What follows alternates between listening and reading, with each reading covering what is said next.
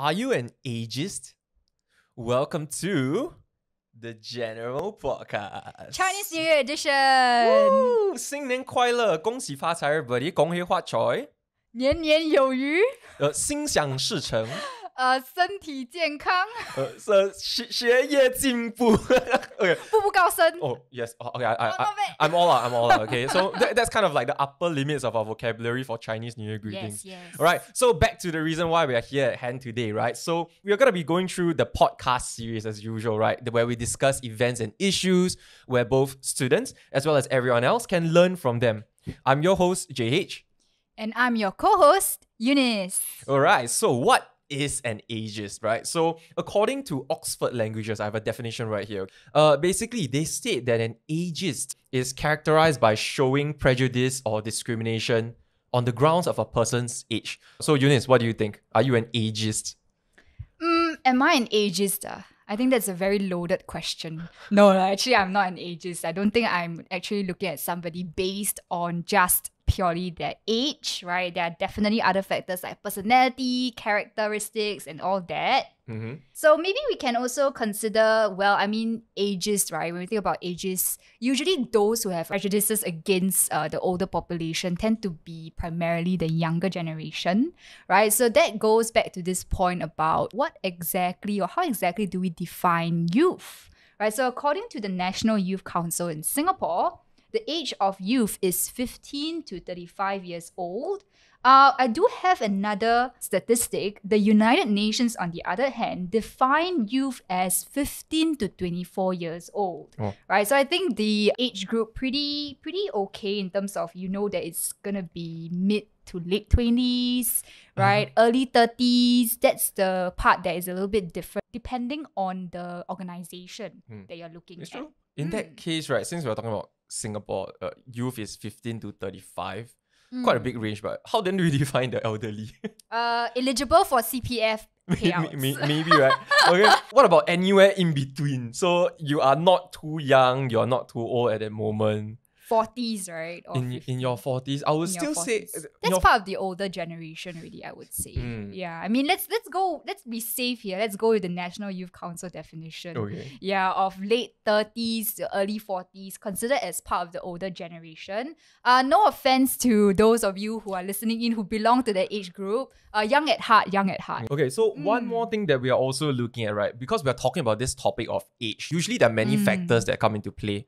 Like earlier on, we were also mentioning about we can talk about financial background. You can talk about your personal character as well. Okay, but it is also very important for us to look at it from this topic of age, right? Since we're defining it pretty strictly here, it's also important for us to consider it, from society's point of view in Singapore. Do you think society as a whole may be ageist or whatnot? And one thing that we can also maybe even consider is also this idea about even from the government's standpoint, are the elderly favoured at the expense of the youth, even in this case, right? So that's a great question. I think from a government standpoint, right, I would say they do give sufficient attention and even resources to the younger generation. And when I'm talking about this attention and resources, right, I believe the attention and resources given primarily to early 30s, late 20s. Reason perhaps because they are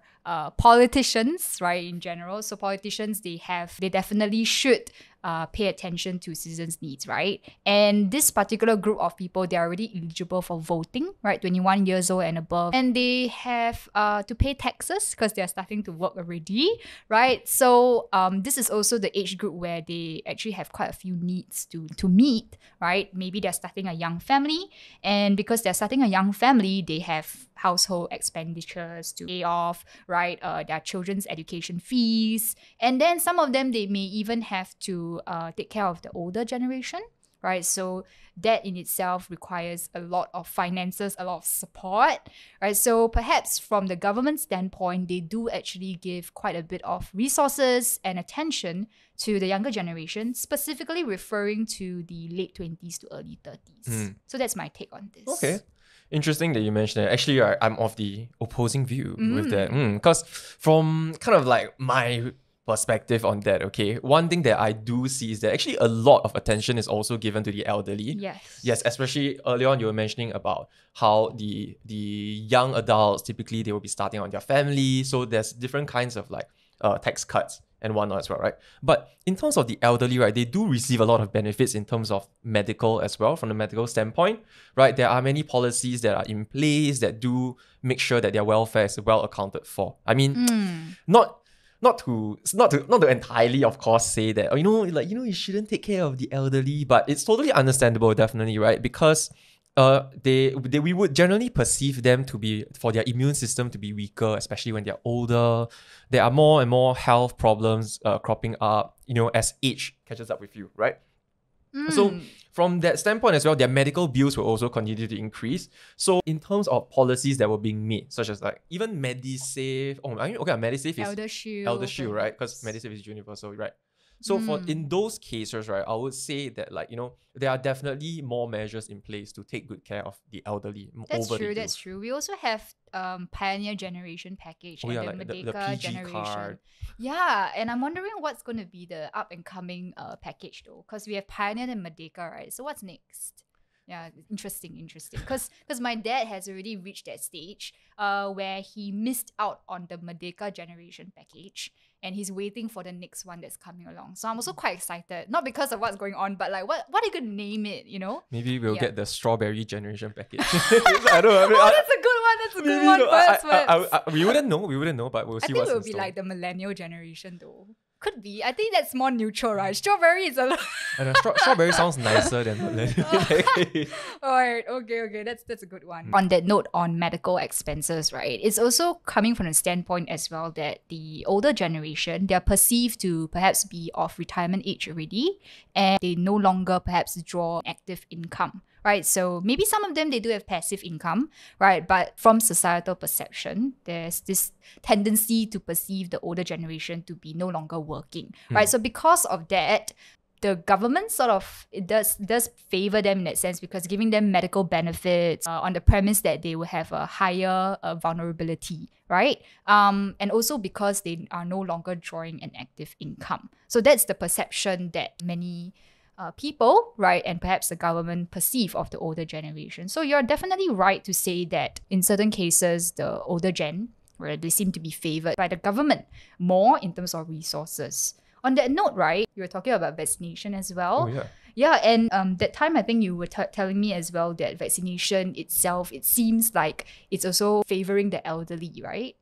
Yeah, so on that note, right, actually before the time of this podcast, right, I mean, a couple of years ago when COVID-19 first started, and then when vaccinations were continually being rolled out, the different groups of I would say, age groups within society, we had to wait for our turn in order to get vaccinated. But the elderly actually received the highest priority in that sense as well. Of course, definitely also from the standpoint that they are the most susceptible to the illness. They are also at the age where, mortality rates were also the highest all around the world at that point in time. But to an extent, I can't help but feel as well there's that sense of favoritism, not to take it too negatively as well. But I remember that, we are within the age range of 18 to 35, right? But we're definitely on the lower end, okay? We had to wait a pretty long time. It has always been a very long waiting period, especially when it comes to the younger generation, especially for such matters. Because the older generation are prioritized, right? They are definitely prioritized based on their vulnerability. So let's turn our attention back to the younger generation. I'll try my best to support my points again. Okay, why I think the government does support the younger generation. I think in terms of education, for example, right? Scholarships, bursaries, and all that tend to be favoring the younger generation, right? Because education is ever so important and seen to be a priority when it comes to resources, dedication from a government standpoint. But then again, I can also see the argument that, for example, bursaries, right, is usually pegged to household income, right? So the ones who are of lower income, then they are given that particular subsidy in that sense. We can see from a standpoint of what specific needs of this particular group that needs further support or help from the government, right? So I talked about education. There are also others as well. Like for example, starting young families, right? The government definitely give like a lot of subsidies. Okay, like if you give birth to a child, you get, I don't know how much. I can't recall how much is the baby bonus. Yeah, the baby bonus. And then housing, proximity housing grants, right? Where they give you grants for young families if they live near their parents. Okay, so on the premise or the assumption here that the younger generation need the older generation to help take care of their children and stuff like that. Right, so that could also be seen as a form of favoritism in some sense, or prioritization, to put it in a better word. Right, there's also this other point that I would like to raise in terms of not so much of social support, but in terms of like the kind of platforms the government gives. Right, the younger generation appears to have a little bit of an edge here, perhaps also because they are more tech savvy, right? So in terms of entertainment, for example, right, a lot of times we see that the younger generation, they actually have more opportunities, different entertainment platforms to kind of de-stress. Like basketball courts, for example, where all these are actually created, constructed for the younger generation, much more than the elderly. Like not many of the older folks would do basketball or those high intensity sports. Okay, since you put it that way, then okay. Let me hard to defend my stance. We talk about on public elderly. facilities, right? I think you also did mention previously as well about how certain priority seating of transportation. Would like elaborate on that? Oh boy, with regard to that, okay. don't cancel me on this, okay? Okay. But one thing that I was also wondering about, like in terms of on a societal level, okay, I would say this is almost based on everyone's perception as well. I'm not sure what you guys may think as well. In terms of like priority seats on public transportation, because like there was one incident where I had actually encountered. It was like peak hours, after office hours, okay? So there was this guy, a relatively young dude. He had actually fallen asleep on the priority seat. I mean, nothing wrong with that. It's been a long day, cut him some slack. So during that particular session, I was actually sitting a distance away from him. Okay, so I wasn't in the priority seat, but he was, right? So there was one particular station that there was an elderly gentleman that came in, not so gentle with what I'm going to tell you next. Okay? What that gentleman had actually done, right, was that he walked right up to the poor chap who was asleep. He gave him a kick on his shin. Yeah, he gave him a kick on his shin, right? So and he didn't say anything to the other guy. The other guy jolted away and he was just like, what's going on? Why did I get kicked? So horrible. It was quite a bad thing to do. So the gentleman basically, he didn't say anything, he just grunted at him, just like, pointed at the priority seating sign and basically just told him, I think you're signaling to him to like, get away. Get off my seat, man. So that's what I was doing. So from that standpoint as well, of course, the priority seat is also meant for not just the elderly, but in terms of the handicapped, as well as pregnant women who, like, basically people who need it more. But I can't help but feel as well that we are also slowly becoming socialized to believe as well that, like, we need to stay out of the priority seats as well because they must be given to the elderly. So of course this is like, I mean, there's much more to it than this. I mean, we have been living with priority seats for probably over like 10 years or so.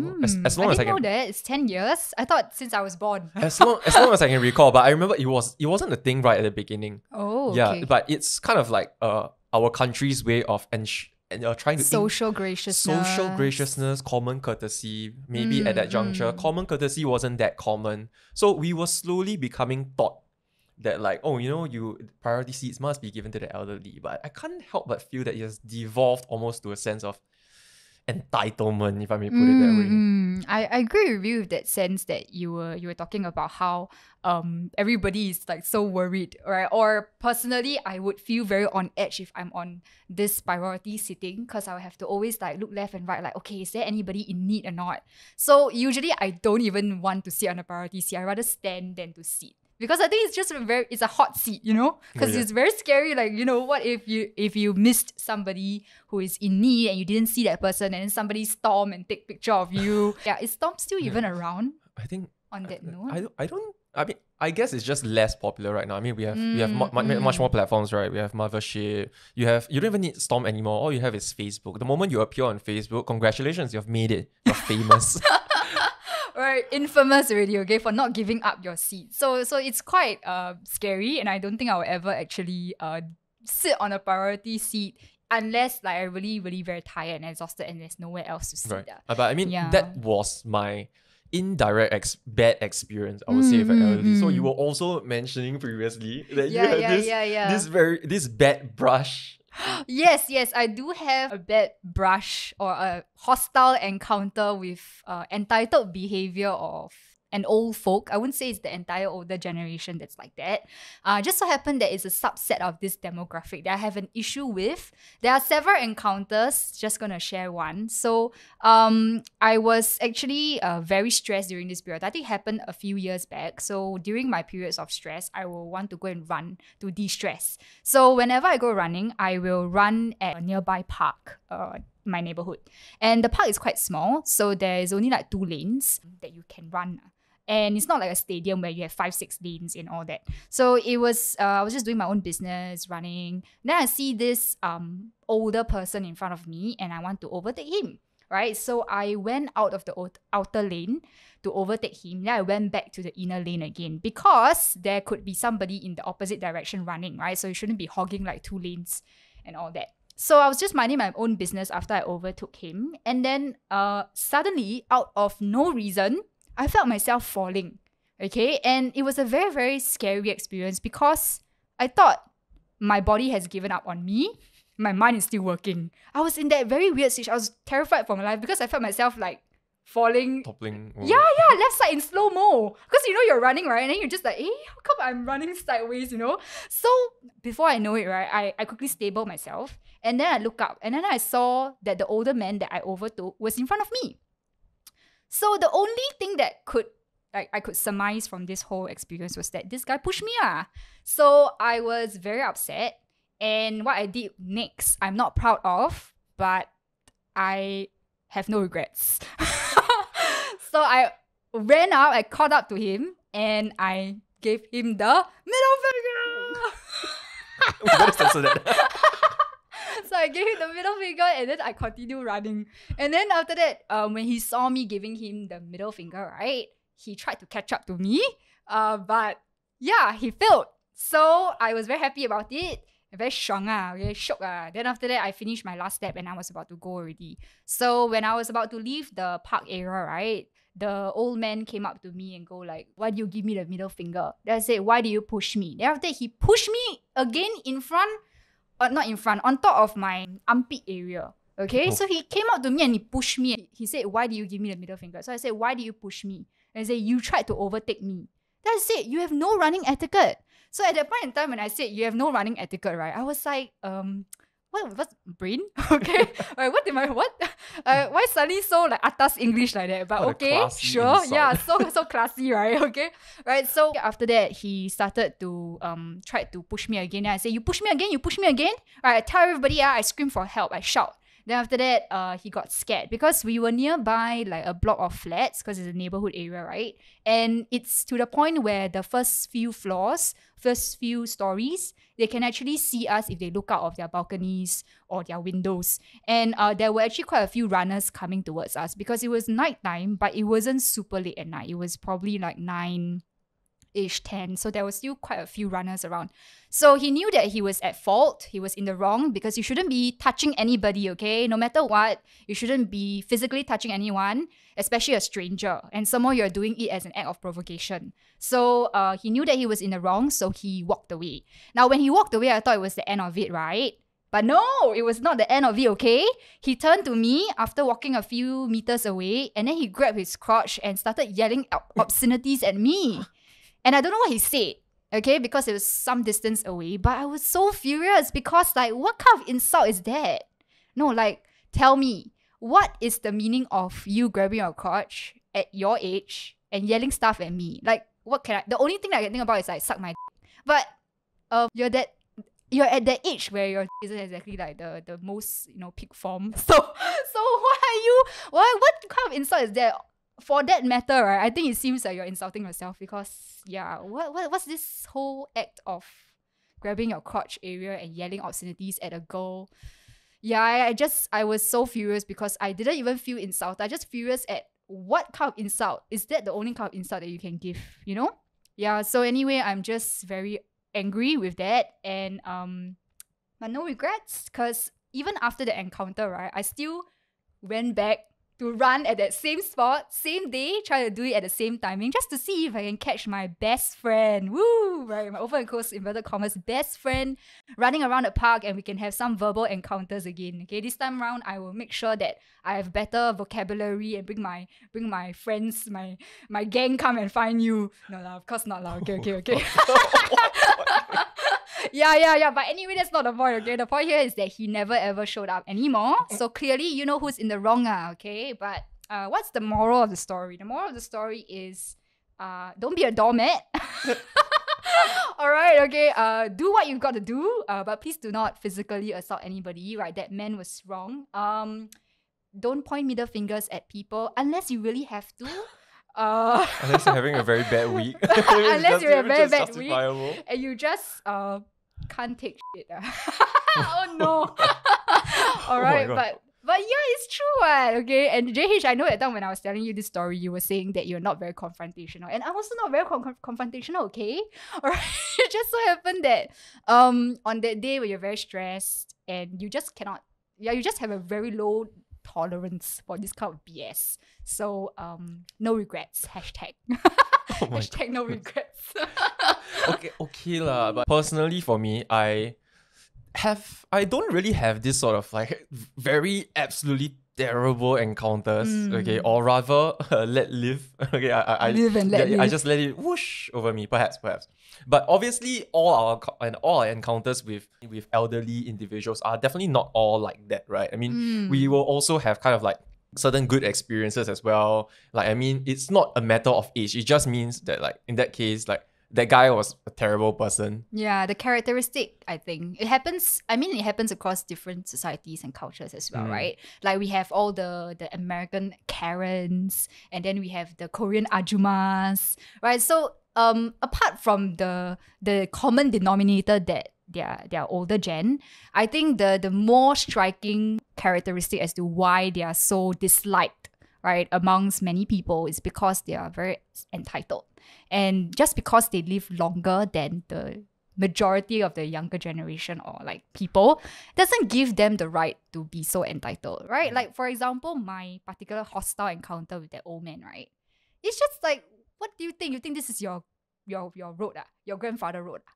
Even if it's your... Okay, okay, let's not go into that inside anymore. Yeah, I mean, speaking about this idea of entitlement, I mean, since you're on that topic, right? I mean, one way that we also do often see is also at the workplace. That's kind of like one thing that I also want to touch upon as well. Because when it comes to the...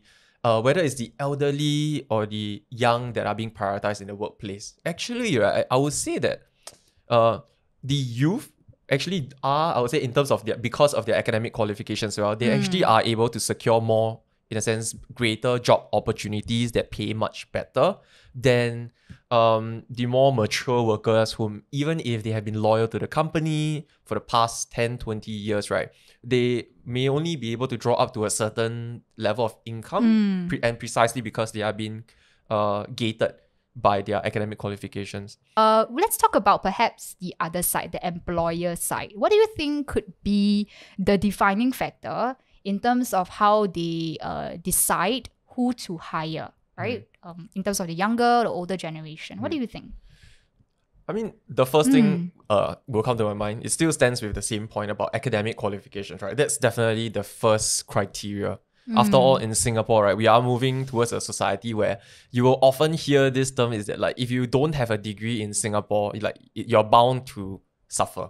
And let alone, let's say, some of our elders or some of our more mature adults who may not even possess an O-level qualifications. So that's kind of like the first factor that maybe I personally think that employers will definitely take into account. Even this is all in spite of, like, even if they may have 20 or 30 years of experience, it's likely that they may lose out to an employee who is much younger, fresh blood, just got out of university, shiny new certificate. Another thing that I was also thinking of, it's also possible as well to consider from the standpoint that for the younger crowd, okay, it's definitely more attractive to hire them because they still have many more years of growth, right, within the company. So when you train them, like maybe if they come into the company at like age 24, after they complete their university degree, what's going to happen from there is that, they still have many years ahead at that juncture to basically continue to grow into higher levels, higher positions.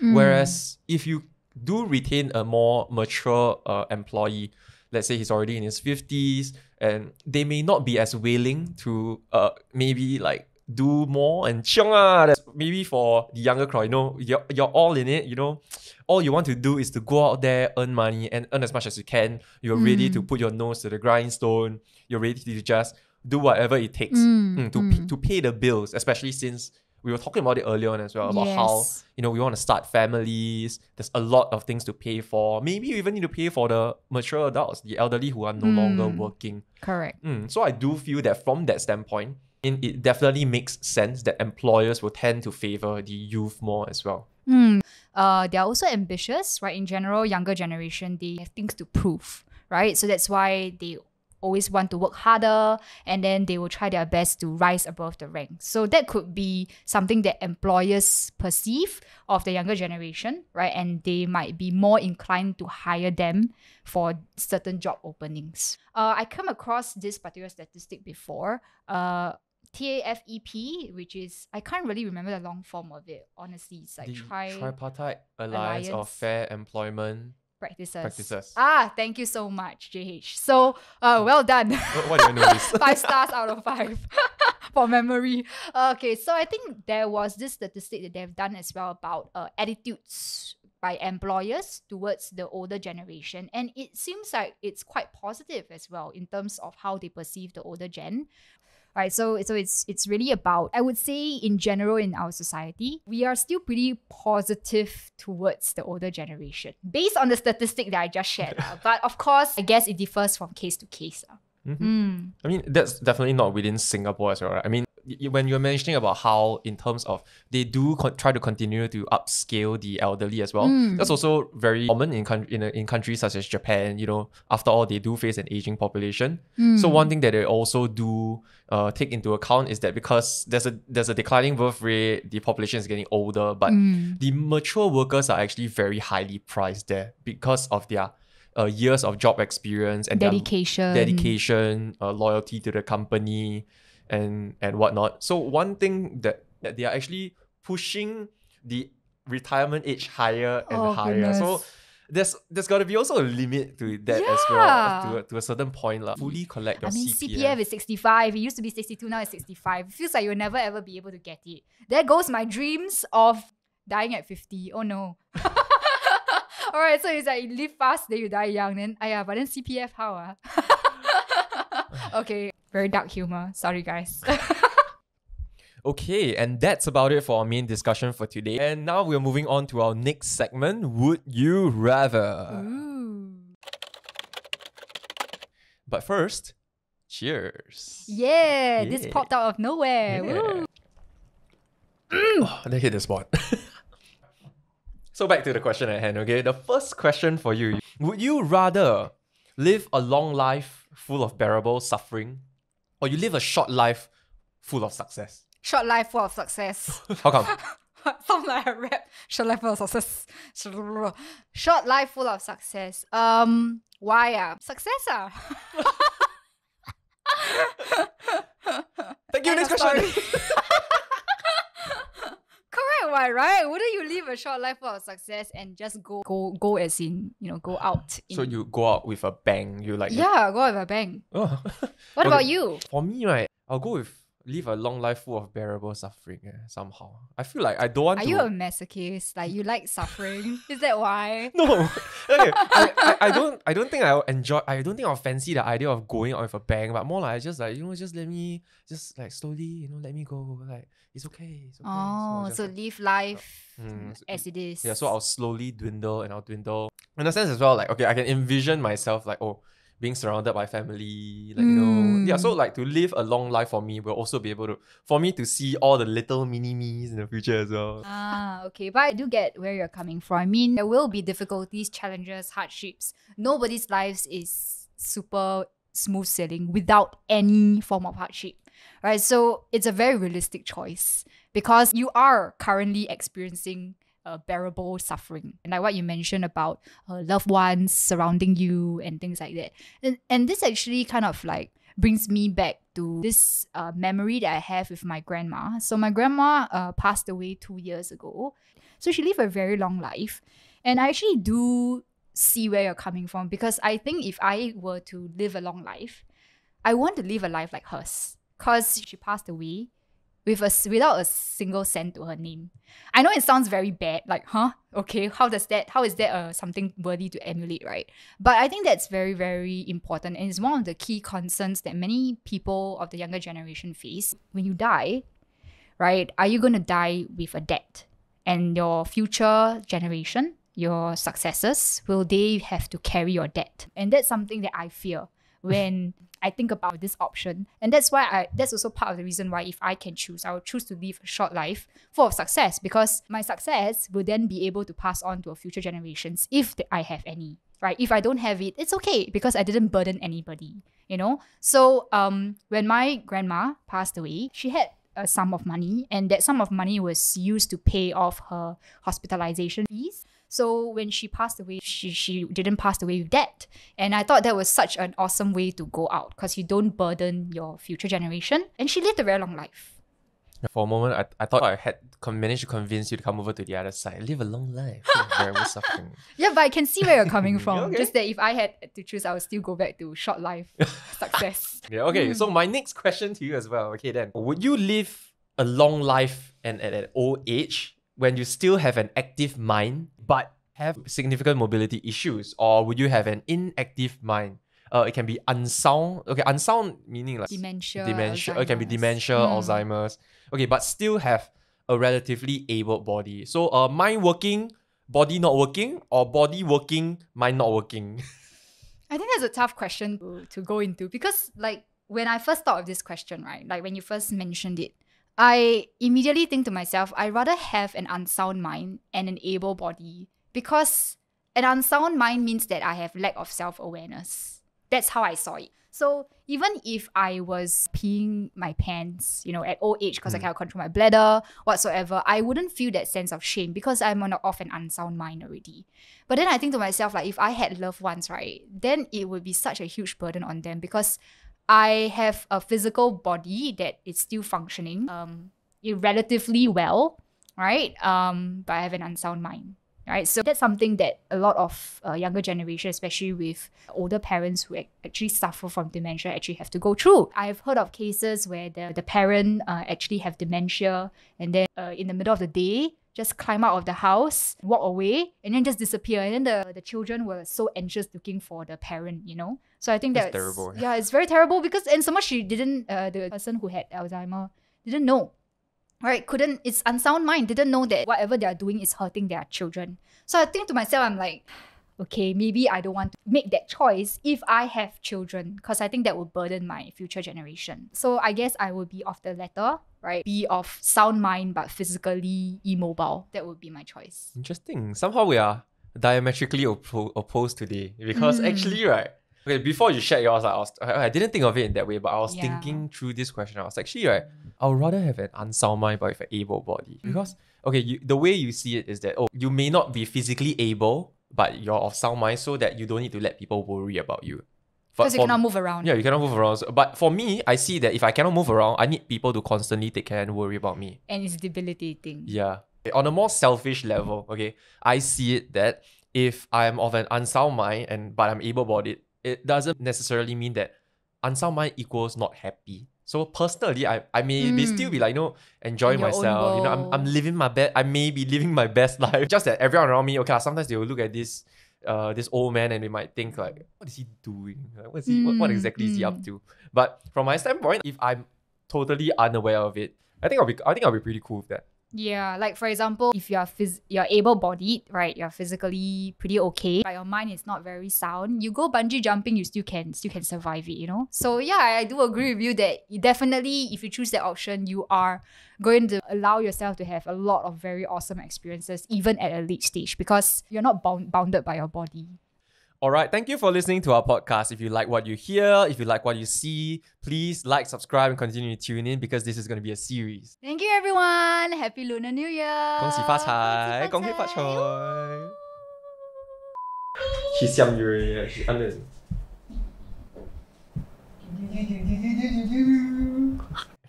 Alright, thank you for watching. 恭喜呀恭喜，发呀发的财啊！Okay, I'm not ready.